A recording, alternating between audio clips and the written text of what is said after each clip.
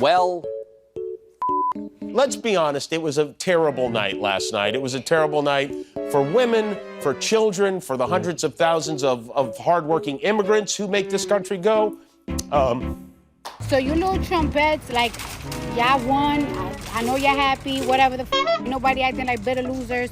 However, y'all need to leave me the alone. We got our asses kicked. What doesn't kill you makes you stronger. all day yesterday, I was walking around proudly wearing my I voted sticker. Today, I wore my I am questioning my fundamental belief in the goodness of humanity sticker. On Tuesday, Americans went to the polls and elected Donald Trump to be the next president of the United States. The results were shocking and even horrifying. It was a terrible night for everyone who voted against him, and guess what? It was a bad night for everyone who voted for him, too. You just don't realize it yet. Well, guys, last night, America decided to get back with the crazy ex and elect Donald Trump as the 47th president of the United States. No matter what's happening in the political climate, I will always be there for my community and will always try to help organize and uplift one another because it is scary out there. In this democracy, the majority has spoken, and they said they don't care that much about democracy. You get nothing. You lose. Good day, sir. Nerdrotic.com.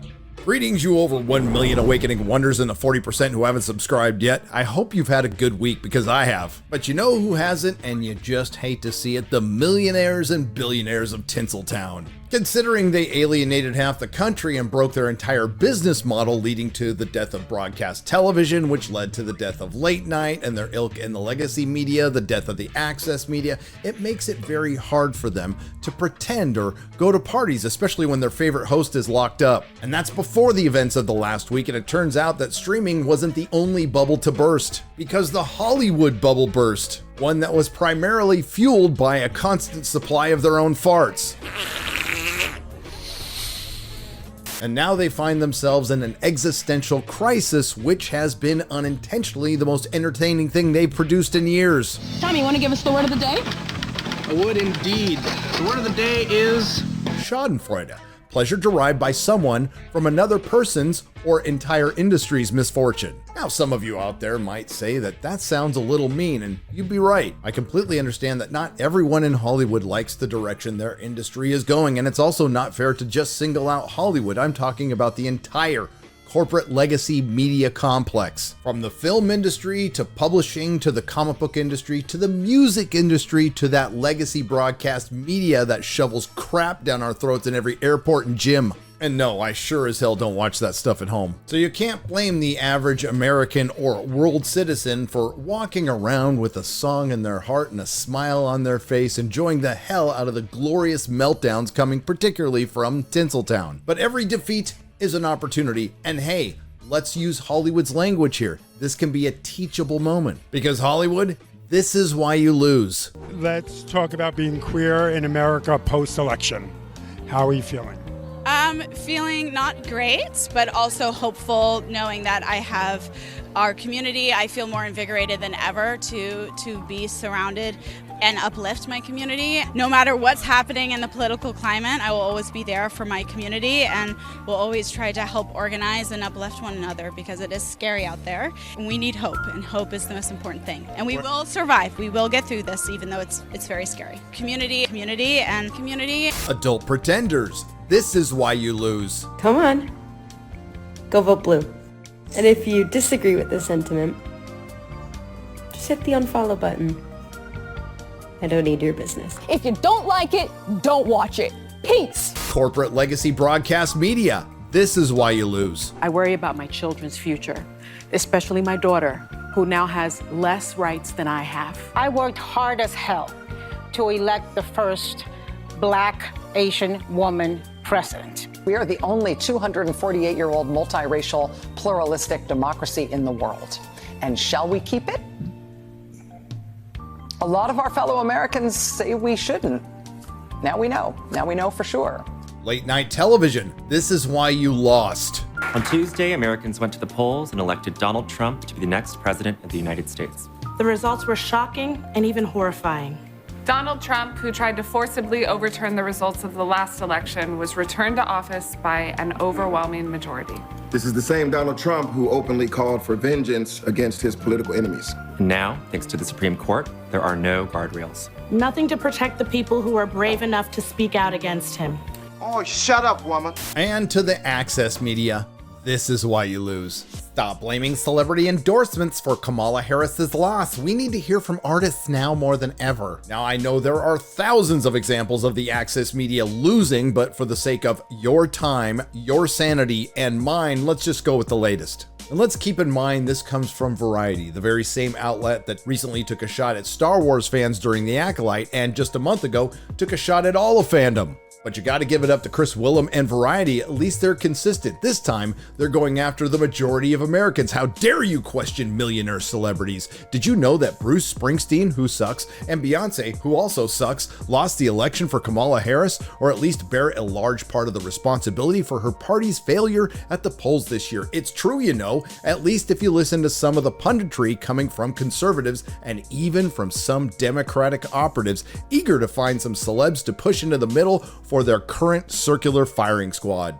At this point, I think it'd be prudent to point out that it was George Clooney who, according to Quentin Tarantino, is not a movie star, and I would agree was the one who penned a letter that got the big guy to step down. And now he's catching some heat and you just hate to see it, but it is clear that the celebrity still has some influence over the ruling political class, just not their bosses, the American people. But Chris Willem and Variety think different. This isn't much of an exaggeration of some of the post-election sniping out there. A-list celebrity endorsements boomerang on Harris Democrats, read the headline of a reported news story in The Hill on Saturday. Overseas, The Guardian ran a Wednesday morning quarterback piece titled, "Did Celebrity Endorsements Actually Harm Kamala Harris?" The answer is yes, but let's hear what Chris has to say. Some right-leaning publications actually declared that the whole idea of artists and entertainers speaking up had suddenly just been killed in its tracks, because it has. Kamala Harris and the death of the celebrity endorsement, read the headline in The Spectator in the UK, echoed by an equally breathless piece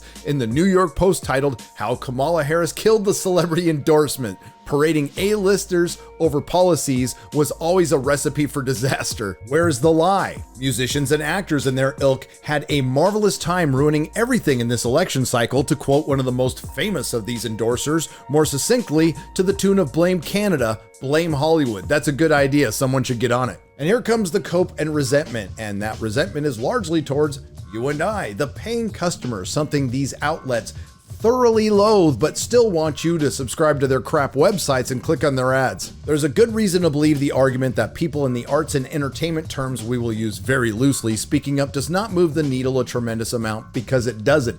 But concurrent with that argument is the reasonable belief that they can move it at least a tiny amount in registrations and motivation, if not 180-degree turns. Dude, I say this for your own safety. Remove your nose from your sphincter. All right, let's hear the rest of his argument. Maybe he's got a point, maybe he doesn't. The idea that entertainers and artists, again a term we will use very loosely, involvement somehow leads to actual voter dissuasion is a fantasy.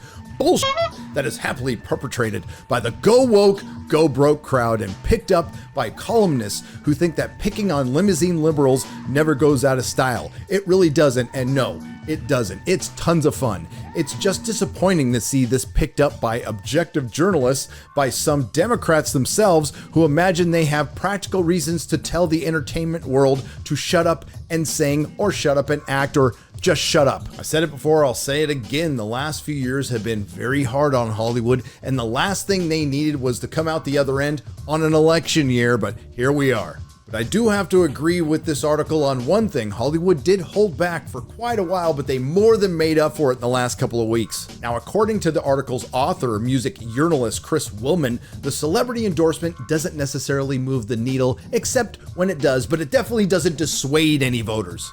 Sure, Jan. And this argument probably works on Chris Willem and his ilk in Hollywood. Unfortunately, there's this pesky little thing called reality. Considering the amount of celebrity endorsements there were,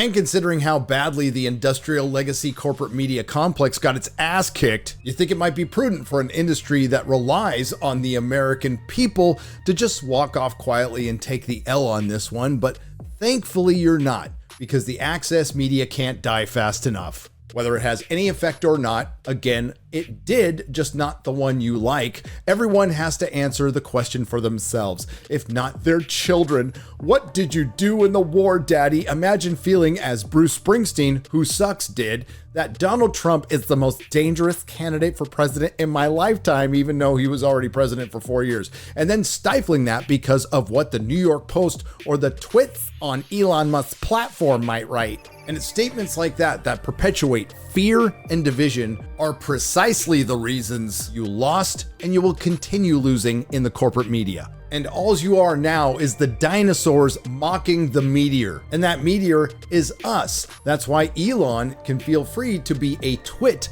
on his own platform and state, we are the media now. The era of the woke mind virus, identity politics, and the message is over, whether you like it or not. You had a good run, but now life is gonna go on without you, much sooner than you think. In the end, the universe tends to unfold as it should. Nerdrotic.com. If you like what you heard, please like, share, and subscribe. If you didn't like what you heard, I thank you for listening this long. I will see you in the next video. Plus, I have a really large penis. That keeps me happy.